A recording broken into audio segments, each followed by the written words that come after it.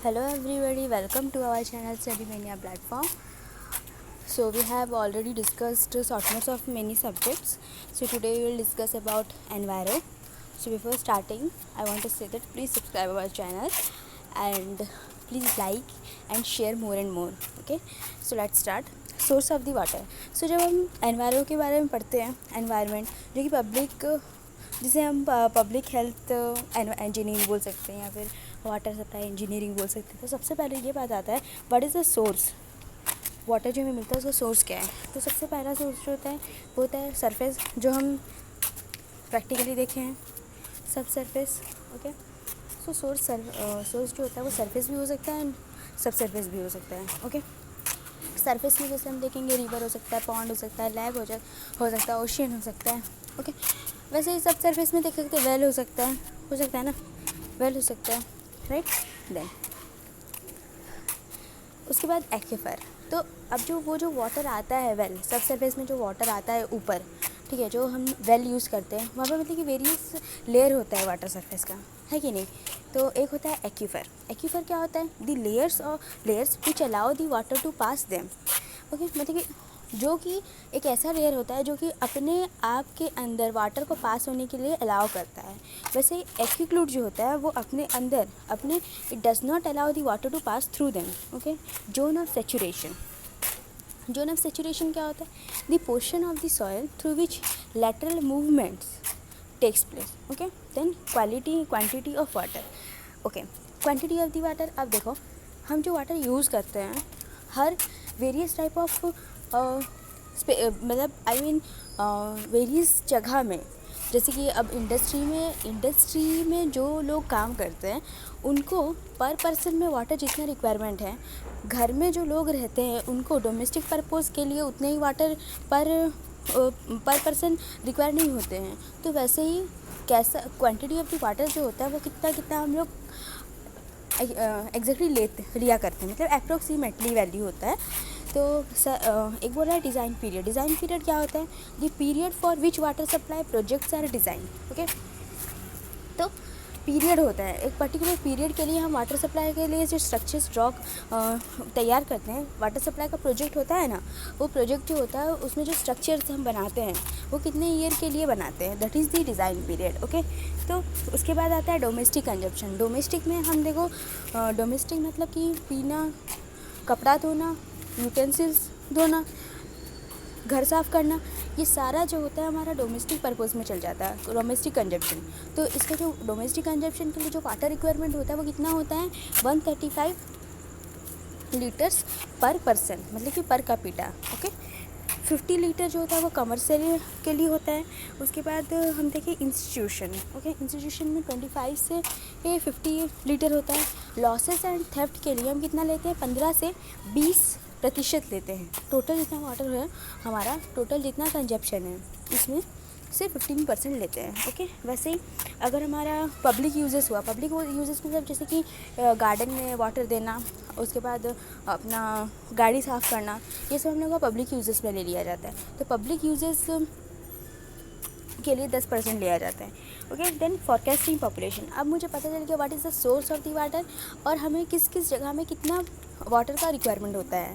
ठीक है, तो अब देखेंगे कि अब जैसे कि हम जो भी, अगर हम वाटर सप्लाई प्रोजेक्ट कर रहे हैं, कोई भी एक स्ट्रक्चर का प्रोजेक्ट है और वो स्ट्रक्चर मतलब हमें बनाना है वो स्ट्रक्चर, तो वो स्ट्रक्चर जो बनाएंगे हम मतलब पॉपुलेशन फॉरकास्ट करके करते हैं. मतलब कि इस साल अगर पॉपुलेशन इतना है तो नेक्स्ट 2 ईयर में पॉपुलेशन कितना होगा. अगर मान लो अभी का पॉपुलेशन देख के हम अगर स्ट्रक्चर बनाएं और 2 साल के बाद क्या हुआ, वो स्ट्रक्चर में जितने भी पानी स्टोर होते हैं, जितना भी वॉल्यूम का वाटर जो होता है वो स्टोर होता है, वो 2 साल के बाद उतना वाटर जो है टोटल पॉपुलेशन के लिए सफिशिएंट नहीं है.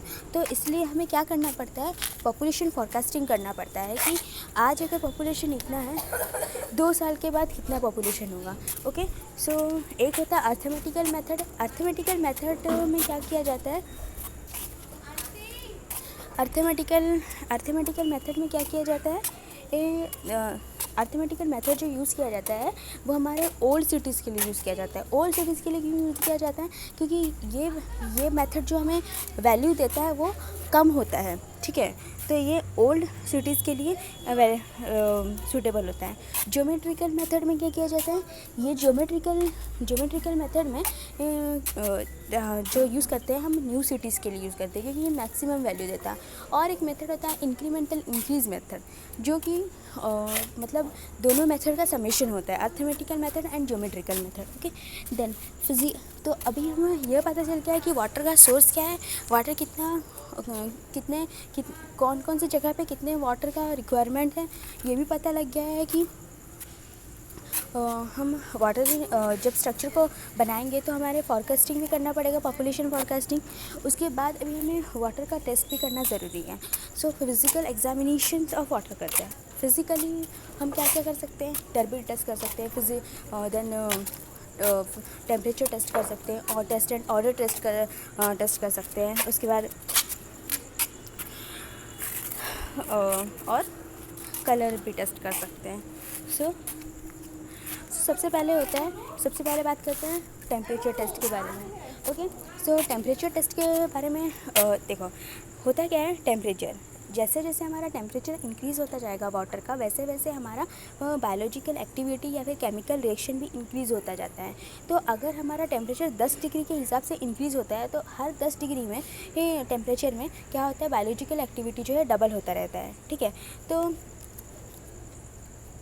जो टेम्परेचर रहना चाहिए, कितना रहना चाहिए, 15 से कम 25 डिग्री सेल्सियस तक रहना चाहिए। ओके, हाँ 10 से 25 तक कम से कम रहना चाहिए। ओके, 10 से कम नहीं होना चाहिए, 25 से ज़्यादा नहीं होना चाहिए। हमारा रूम टेम्परेचर कितना होता है, 27 होता है, तो ठीक है लगभग वही।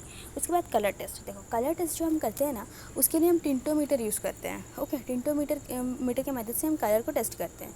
होता है क्या है कि हम ट्यूब्स में ले लेते हैं एक रेफरेंस के लिए, एक रेफरेंस मतलब कि जिस ट्यूब में जो सैंपल है, ठीक है, रेफरेंस ट्यूब में सैंपल लिया जाता है। इसका मतलब वो सैंपल में कलर का यूनिट कितना है, कलर का अमाउंट कितना है, वो हमें पता रहता है। तो इसलिए क्या किया जाता है, ट्यूब लिया जाता है, एक रेफरेंस के लिए एक ट्यूब अलग से लिया जाता है। उसके बाद 3 ट्यूब लिए जाते हैं, उसमें सैंपल रखा जाता है। उसमें हर एक ट्यूब में 1 mg/लीटर का क्या किया जाता है,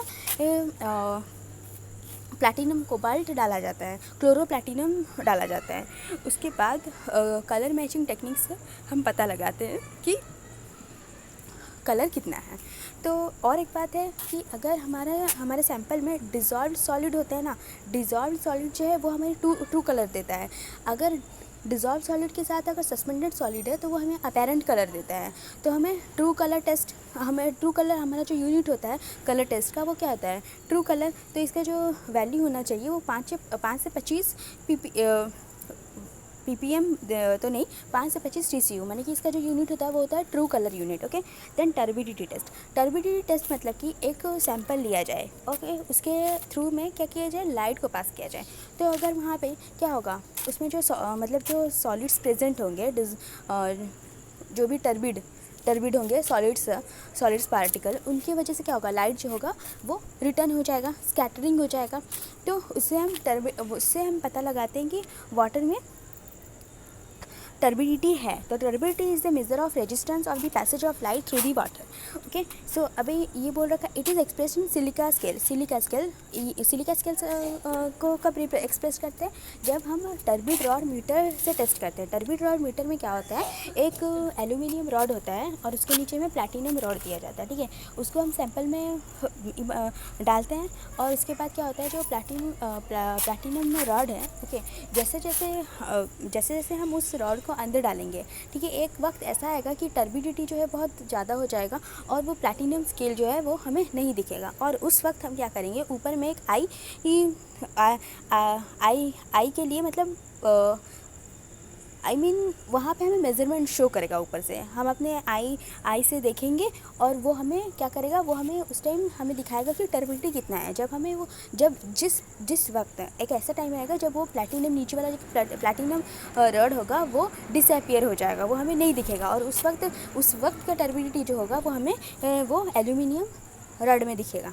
ओके, तो उससे हम पता लगाएंगे। तो वहाँ पे जो होता है हम उसे एक्सप्रेस करते हैं सिलिका स्केल। तो यहाँ पे जो टर्बिडिटी हम टेस्ट कर सकते हैं, तभी कर सकते हैं जब हमारा टर्बिडिटी का वैल्यू 5 यूनिट से ज़्यादा हो, ओके, या 5 ppm से ज़्यादा। उसके बाद जैक्सन टर्बिडिटी टेस्ट करते हैं। जैक्सन टर्बिडिटी टेस्ट में क्या होता है कि जो भी सैंपल है उसके नीचे में क्या किया जाता है, फ्लेम को रखा जाता है। ठीक है, फ्लेम रखा जाता है और फ्लेम को जलाया जाता है, फ्लेम जलाया जाता है और धीरे धीरे मतलब एक पर्टिकुलर टाइम पीरियड के में क्या किया जाता है, सैंपल को और भी सैंपल डाला जाता है। तो एक ऐसा टाइम आता है जब हमें फ्लेम दिखना बंद हो जाता है, तो उस टाइम क्या होता है, टर्बिडिटी ये बहुत मतलब ये टर्बिडिटी उस वक्त हम मेज़र कर सकते हैं। ठीक है, तो यहाँ पे यहाँ पे जो सैंपल को टेस्ट करेंगे वो सैंपल ड्रिंकिंग पर्पज़ के लिए बिल्कुल भी सही नहीं है और यहाँ पे 25 ppm से ज़्यादा होगा तभी हम यूज़ कर सकते हैं। और भी यूज़ कर सकते हैं, और भी मेथड होता है, बैलिस टर्बिडिटी यूनिट होता है, नेफ्लोमीटर टर्बिडिटी यूनिट होता है, तो इसे हम NTU में एक्सप्रेस करते हैं। तो टर्बिडिटी का वैल्यू जो होता है वो 5 से 1 एक्चुअली परमिस एक्सेप्टेबल जो होता है वो होता है 1 NTU और परमिसिबल जो होता है वो 10। ठीक है, तो 1 से 10 NTU तक रहना चाहिए। ओके, तो ये हाई टर्बिडिटी अगर हमें मेज़र करना है तो जैक्सन टर्बिडिटी से करेंगे और लो टर्बिडिटी करना है तो हमें बैलिस। तो जैक्सन में मैंने बताया ना, ये वाटर जो होता है वो हम पीने के लायक होता नहीं है, तो 25 से ज़्यादा होता है तो ही हम इसे तो अगर टर्बिडिटी का वैल्यू 25 यूनिट से ज़्यादा है तो ही हम यूज़ करते हैं, मतलब 25 ppm से ज़्यादा है तो ही हम यूज़ करते हैं उस वक्त। ठीक है, तो हाई टर्बिडिटी अगर टेस्ट करना है तो जैक्सन से करेंगे और लो करना है तो बेलिस से करेंगे। ठीक है, उसके बाद टेस्ट एंड ऑर्डर। ओके, सो अब देखो टेस्ट एंड ऑर्डर के बारे में अगर देखा जाए तो टेस्ट एंड ऑर्डर जो हम करते हैं ऑस्मोस्कोप से करते हैं। ठीक है, तो इसे क्या होता है, हम थ्रेशोल्ड ऑर्डर नंबर और का यूनिट से हम इसे चेक करते हैं। ठीक है, इसका जो यूनिट होता है वो होता है थ्रेशोल्ड ऑर्डर नंबर। तो इसका जो अमाउंट होना चाहिए परमिसिबल एक्सेप्टेबल होता है 1 और परमिसिबल होता है 3, तो 1 से 3 टन होना चाहिए। ठीक है, उसके बाद केमिकल एग्जामिनेशन। केमिकल में सबसे पहला आता है टोटल सॉलिड का वैल्यू जो होता है 500 से ज़्यादा नहीं होना चाहिए। क्लोराइड जो होता है वो 250 से ज़्यादा नहीं होना चाहिए। क्लोरीन जो होता है 0.1 to 0.2 ppm तक होना चाहिए। हार्डनेस का वैल्यू, हार्डनेस का मतलब ये है कि the property of the water या the property of the water which destroy the soap form, जो सोप का फॉर्म होता है, अगर जो हम वाटर यूज़ कर रहे हैं अगर वो वाटर सोप का फॉर्म को डिस्ट्रॉय करता है तो हमें समझ जाना चाहिए कि वो वाटर में हार्डनेस है। तो वो हार्डनेस का वैल्यू जो होगा वो 100 ppm से ज़्यादा नहीं होना चाहिए। आयरन एंड मैंगनीज, आयरन तो होता है 0.3 ppm एंड मैंगनीज जो होता है 0.005 ppm। Okay, lead and arsenic जो होता है वो 0.05 ppm होना चाहिए। कॉपर जो होगा वो कंटेंट होना चाहिए 3 ppm। एंड फ्लोराइन देखो, फ्लोरीन के बारे में, फ्लोरीन मतलब अगर 1 से कम हुआ ना, 1 ppm से अगर उसका वैल्यू कम हुआ तो वो हमारे कैविटी को प्रोटेक्ट करता है। ठीक है, और टीथ का भी केयर करता है। लेकिन अगर 1.5 ppm से ज़्यादा हो गया तो हमारा टीथ का जो डिमोल्डिशन हो जाता है।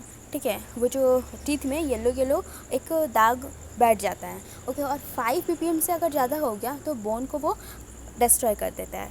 ठीक है, सो और आज के लिए इतना ही। सो नेक्स्ट क्लास हम आगे फर्दर टॉपिक्स कवर करेंगे। अगर वीडियो अच्छा लगे तो प्लीज़ लाइक करें और हमारे चैनल को सब्सक्राइब करें। Thank you.